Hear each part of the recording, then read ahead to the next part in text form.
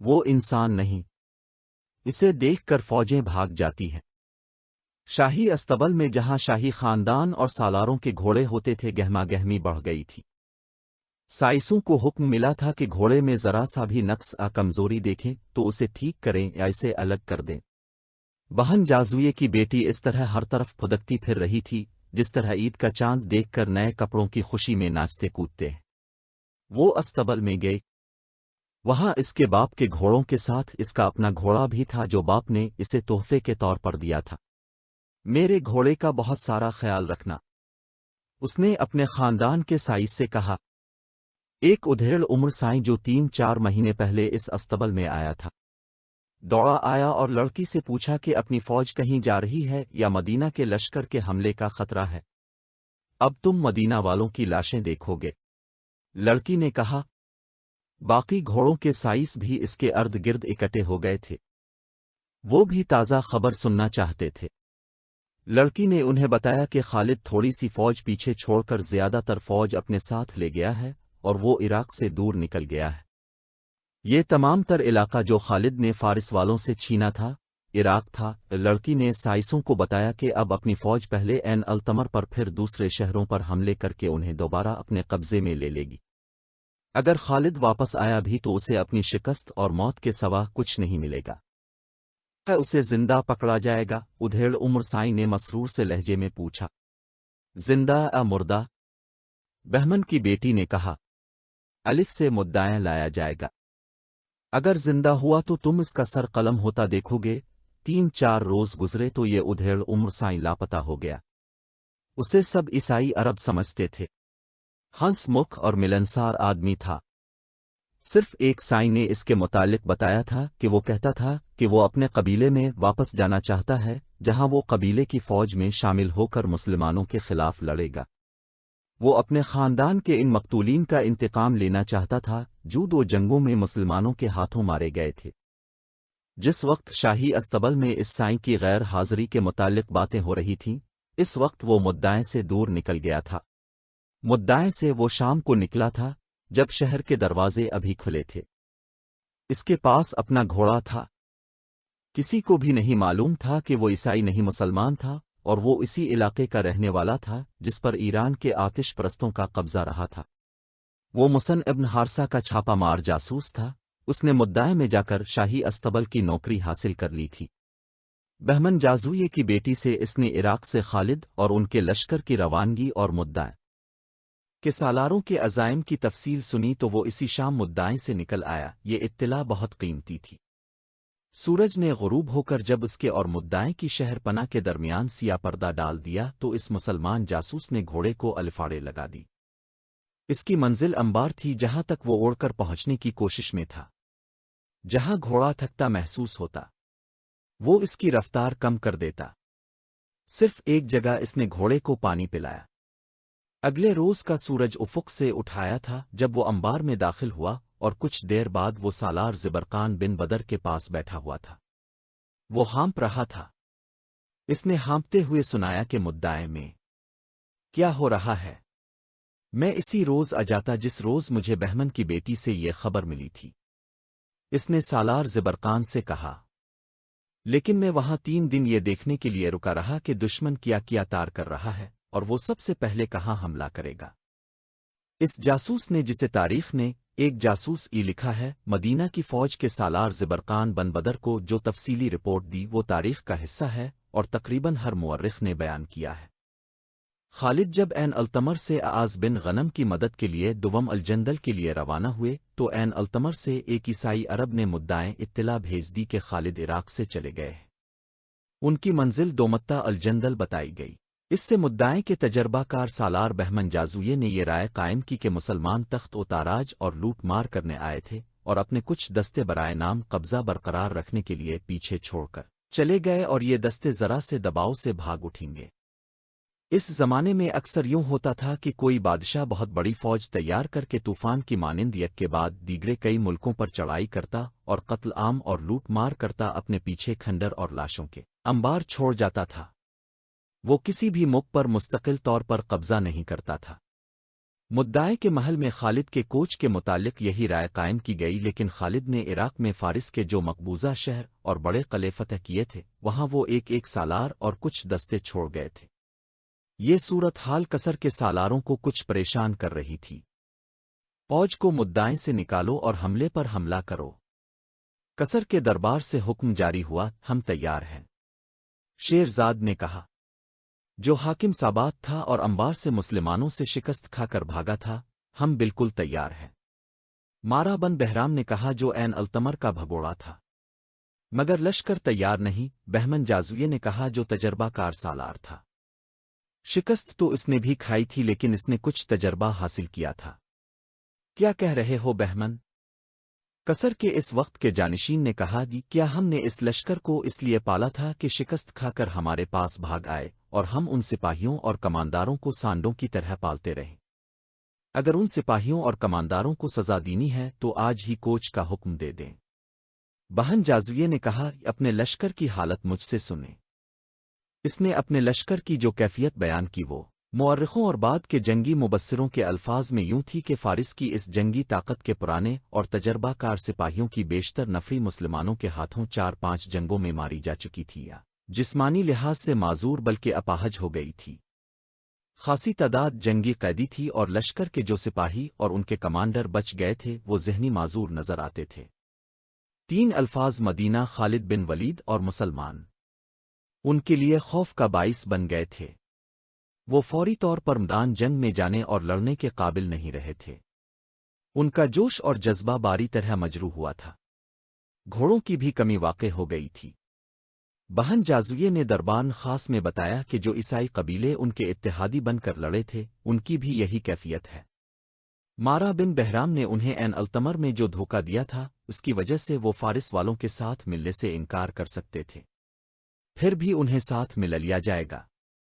بہن جازویے نے کہا، لیکن اپنے لشکر کے لیے 1000 ہا جو ان آدمیوں کی بھرتی کی ضرورت ہے۔ ہمیں اپنے لشکر میں نیا خون شامل کرنا پڑے گا۔ ان جوانوں کو ہم بتائیں گے کہ مسلمانوں نے ان کی شہنشاہی کو، ان کی غیرت کو اور ان کے مذہب کو للکارا ہے۔ اگر انہوں نے مسلمانوں کو صفحہ ہستی سے مٹانا دیا تو ان پر زرتشت کا قہر نازل ہوگا۔ ان کی جوان اور کنواری بہنوں کو مسلمان اپنی لونڈیاں بنا لیں گے۔ اتنے زیادہ لشکر کی کیا ضرورت ہے؟ مارا بن بہرام نے کہا، اطلاع تو یہ ملی ہے کہ ہر جگہ مسلمانوں کی نفری برائے نام ہے۔ ہر شہر اور ہر قلعے میں ہمارے اپنے آدمی موجود ہیں۔ شیرزاد نے کہا، اس وقت وہ مسلمانوں کی ملازمت میں ہیں، لیکن انہیں جب پتہ چلے گا کہ فارس کی فوج نے شہر کا محاصرہ کیا ہے تو وہ اندر سے قلعے کے دروازے کھول دیں گے۔ بہن جازویے نے شیرزاد کی بات پوری کرتے ہوئے کہا، تم جھوٹی امیدوں کے سہارے لڑائی لڑنا چاہتے ہو۔ مجھے اطلاع ملتی رہتی ہے مسلمان اپنے مفتو اور محکوم لوگوں کے ساتھ اتنا اچھا سلوک کرتے ہیں کہ ان کے ساتھ کوئی آدمی بے وفائی نہیں کرتا۔ اگر فاتح اپنے مفتو کی جوان اور حسین بیٹیوں کی طرف آنکھ اٹھا کر بھی نہ دیکھے اور اس کی عزت اور اموال کو تحفظ دے تو مفتو ایسے فاتح کے ساتھ کبھی بے وفائی نہیں کرے گا۔ نہ صحیح شاہی خاندان کے کسی فرد نے کہا، اتنے زیادہ لشکر کی پھر بھی ضرورت نہیں۔ یہ ان سالاروں سے پوچھیں جو مسلمانوں سے شکست کھا کر آئے ہیں۔ بہن جازویہ نے کہا، میں تو کہتا ہوں کہ سلمان جتنے تھوڑے ہوتے ہیں اتنے ہی زیادہ طاقتور ہوتے ہیں۔ میں کوئی خطرہ مول نہیں لینا چاہتا۔ یہ بھی خیال رکھیں کہ مسلمان قلعہ بند ہوں گے۔ انہیں زیر کرنے کے لیے ہمارے پاس 10 گنا نفری ہونی چاہیے۔ میں اپنی جوابی کارروائی کو فیصلہ کن بنانا چاہتا ہوں۔ یہ خیال بھی رکھو کہ ہم ایک دن میں مقبوضہ شہر مسلمانوں سے واپس نہیں لے سکتے۔ مسلمان جہاں مقابلے میں جم گئے وہاں ہمیں مہینوں تک باندھ لیں گے۔ اس عرصے میں خالد اپنے لشکر کے ساتھ واپس آ سکتا ہے۔ اس کے واپس آ جانے سے صورتحال بالکل ہی بدل جائے گی۔ اگر ہمارے لشکر کی نفری کم ہوئی تو اس جنگ کا پانسا پلٹ سکتا ہے۔ ہم لشکر تیار کر کے اسے کئی حصوں میں تقسیم کریں گے اور ایک ہی وقت ہر جگہ حملہ کریں گے۔ کیا خالد کے خاتمے کا کوئی انتظام نہیں ہو سکتا؟ قصر کے جانشین نے پوچھا۔ یہ انتظام بھی میرے پیش نظر ہے، بہن جازویے نے کہا۔ دیکھ بھال کے لیے میں تیز رفتار گیوڑ سوار ہر طرف پھیلا دوں گا۔ خالد جدھر سے بھی آئے گا مجھے اطلاع مل جائے گی۔ میں اسے عراق سے دور روک لوں گا۔ بہمن جازویے کو وسیع اختیارات مل گئے۔ اس نے اپنے لشکر میں ان سپاہیوں کو زیادہ ترجیح دی جو مسلمانوں سے لڑ چکے تھے۔ اس کے ساتھ ہی نئی بھرتی شروع کر دی۔ نوجوانوں کو ایسا بھڑکا آ گیا کہ وہ ہتھیاروں اور گھوڑوں سمیت لشکر میں آنے لگے۔ عیسائیوں کو زیادہ مراد دے کر فوج میں شامل کیا گیا۔ عیسائی قبیلوں کے سرداروں کو مدعائیں بلایا گیا اور انہیں بتایا گیا کہ خالد اپنے لشکر کو عراق سے نکال کر لے گیا ہے اور جو مسلمان فوج پیچھے رہ گئی ہے اسے یہیں ختم کرنا ہے اور زندہ بچے رہنے والے مسلمانوں کو صحرا میں بھٹک بھٹک کر مرنے کے لیے چھوڑ دینا ہے۔ بنی تغلب سے اب یہ توقع نہ رکھو کہ وہ تمہاری لڑائی لڑیں گے۔ عیسائی قبیلے بنی تغلب کے ایک سالار نے فارس کے سالاروں سے کہا، ہم ایک بار پھر وہ دھوکہ نہیں کھانا چاہتے جو ایک بار کھا چکے ہیں۔ این التمر سے مارا بن بہرام اپنی ساری فوج لے کر نہ بھاگتا تو مسلمان وہیں ختم ہو جاتے۔ ہم اپنی لڑائی لڑیں گے۔ ہمیں مسلمانوں سے اپنے سردار عقا بن ابی عقا کے خون کا انتقام لینا ہے۔ ہم تمہاری مدد اور تمہارے ساتھ کے بغیر مسلمانوں کو شکست دے سکتے ہیں۔ کیا تم اپنی لڑائی الگ لڑو گے؟ بہن جازویے نے پوچھا، کیا ایسا نہیں ہوگا کہ مسلمان ہم دونوں کو الگ الگ شکست دے دیں؟ لڑیں گے تمہارے دوش بدوش ہی۔ بنی تغلب کے سردار نے کہا، میری عقل میرے قابو میں ہے۔ ہمارا دشمن مشترک ہے۔ ہم تمہارے ساتھ ہوں گے لیکن تم پر بھروسہ نہیں کریں گے۔ ہمیں خالد کا سر چاہیے۔ خالد یہاں نہیں۔ مارا بن بہرام نے کہا، وہ جا چکا ہے۔ جہاں کہیں بھی ہے۔ عیسائی سردار نے کہا، زندہ تو ہے۔ ہم پہلے ان کے ان دستوں کو ختم کریں گے جو یہاں ہیں، پھر ہم خالد بن ولید کے پیچھے جائیں گے، وہ خود آ جائے گا۔ وہ دستوں کی مدد کو ضرور آئے گا، لیکن یہاں موت اس کی منتظر ہوگی۔ یہ مسلمان جاسوس مدعے میں عیسائی بن کر شاہی استبل میں نوکری کرتا رہا تھا، اس لیے وہ عیسائیوں میں گھل مل گیا تھا۔ اس نے سالار زبرقان بن بدر کو بتایا کہ آتش پرستوں کی نسبت عیسائی قبیلے خالد کے زیادہ دشمن بنے ہوئے ہیں، یہاں تک کہ انہوں نے فارس کے سالاروں سے کہا کہ وہ پیچھے رہیں۔ مسلمانوں پر پہلا وار عیسائی قبیلے بنی تغلب، نمر اور یاد ہی کریں گے۔ سالار زبرقان بن بدر نے مدعائیں کی یہ رپورٹ سنی اور اسی وقت 2 قاصد بلائے۔ انہیں کہا کہ 2 بہترین گھوڑے لیں اور اڑتے ہوئے دوم الجندل پہنچی۔ زبرقان نے انہیں خالد کے نام زبانی پیغام دیا اور سالار اعلیٰ ابن ولید سے یہ بھی کہنا کہ جب تک انبار میں آخری مسلمان کی سانسیں چل رہی ہوں گی دشمن شہر کے اندر نہیں آ سکے گا۔ زبرقان بن بدر نے قاصدوں سے کہا، تو آ جائے گا تو ہمیں سہولت ہو جائے گی، نہیں آ سکو گے تو وہ اللہ ہمارے ساتھ ہے جس کے رسول کا پیغام ہم اپنے سینوں میں لیے یہاں تک آئے ہیں۔ اور ابن ولید سے کہتا کہ دوم الجندل کی صورت حال تجھے آنے دیتی ہے تو آ، اور اگر تو وہاں مشکل میں پھنسا ہوا ہے تو ہمیں اللہ کے سپرد کر، ہم اسی طرح لڑیں گے جس طرح تیری شمشیر کے سائے تلے لڑتے رہے ہیں۔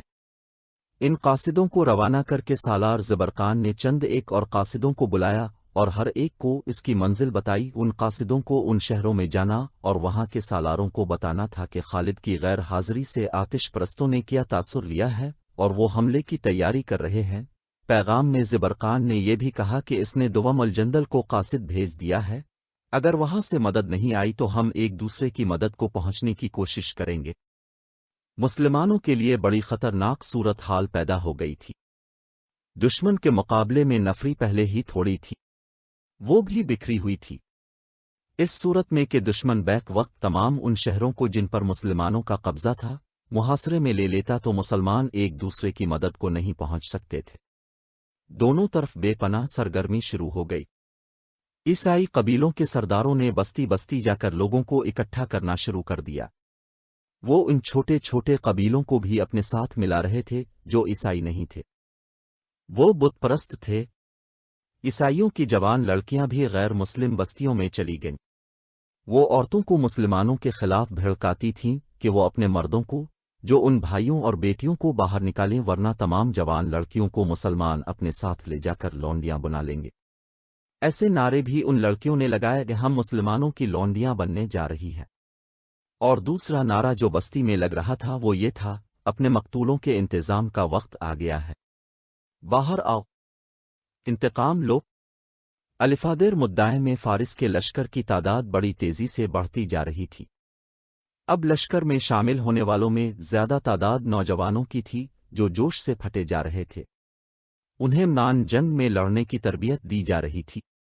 گیوڑ سواری، تیر اندازی، تیغ زنی اور نیزہ بازی تو وہ جانتے تھے، ان میں انہیں مزید طاق کیا جا رہا تھا۔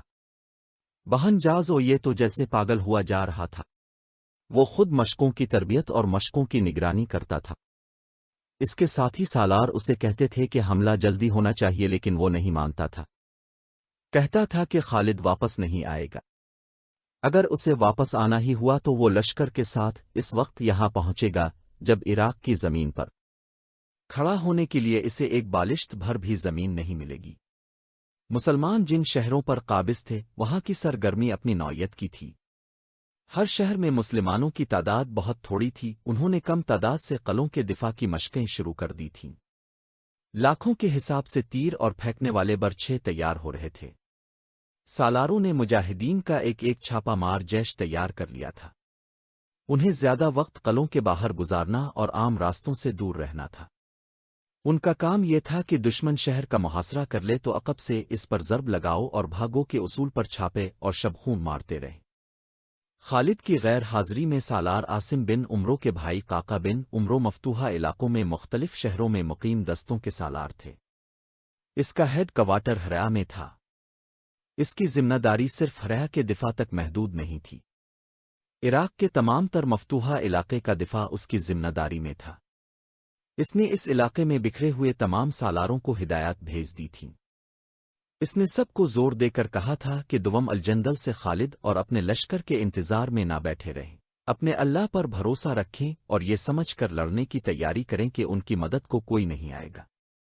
قاقا نے ایک کارروائی یہ کی کہ خالد نے جو دستے دریائے فرات کے پار خیمہ زن کیے تھے ان میں سے زیادہ تر نفری کو ہرا میں بلا لیا تاکہ اس شہر کے دفاع کو مضبوط کیا جا سکے۔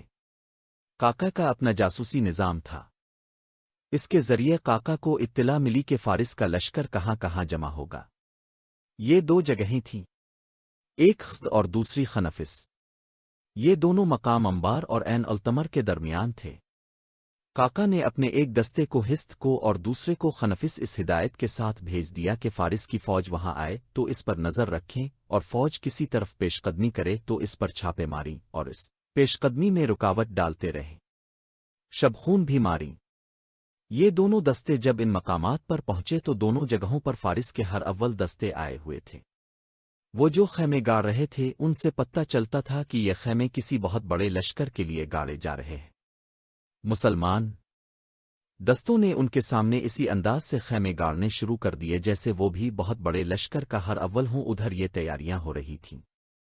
مجاہدین اسلام کو خس و خاشاک کی مانند اڑا لے جانے کے لیے بڑا ہی تند طوفان اٹھ کھڑا ہوا تھا۔ ادھر سالارز برقان بن بدر کے روانہ کیے ہوئے دونوں قاصد دوم الجندل خالد کے پاس پہنچ گئے۔ انہوں نے 350 میل فاصلہ صرف 5 دنوں میں طے کیا تھا۔ خالد جب دوم الجندل گئے تھے تو انہوں نے 300 میل کا فاصلہ 10 دنوں میں طے کیا تھا۔ اب دو قاصدوں نے 350 میل سے زیادہ صحرائی اور دشوار مسافت 5 دنوں میں طے کی۔ بھوک اور پیاس سے ان کی زبانیں باہر نکلی ہوئی تھیں، ان کے چہروں پر باریک ریت کی تہ جم گئی تھی، ان کی زبانیں اکٹر گئی تھیں۔ انہوں نے پھر بھی بولنے کی کوشش کی۔ تم پر اللہ کی رحمت ہو، خالد نے کہا، ای خشک جسموں سے تم کیسے بول سکو گے؟ انہیں کھلایا پلایا گیا، وہ کچھ بولنے کے قابل ہوئے۔ سالار اعلیٰ کو انبار کے سالار زبرقان بن بدر کا سلام پہنچے۔ ایک قاصد نے کہا، وعلیکم السلام۔ خالد نے پوچھا، اور وہ پیغام کیا ہے جو لائے ہو؟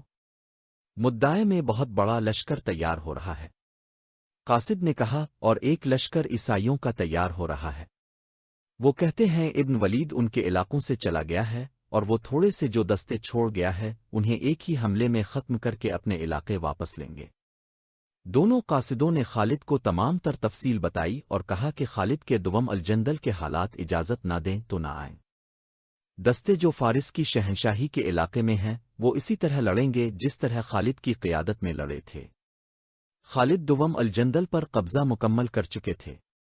انہوں نے وہاں کا انتظام ایک نائب سالار کے حوالے کیا اور فوری طور پر کوچ کا حکم دے دیا۔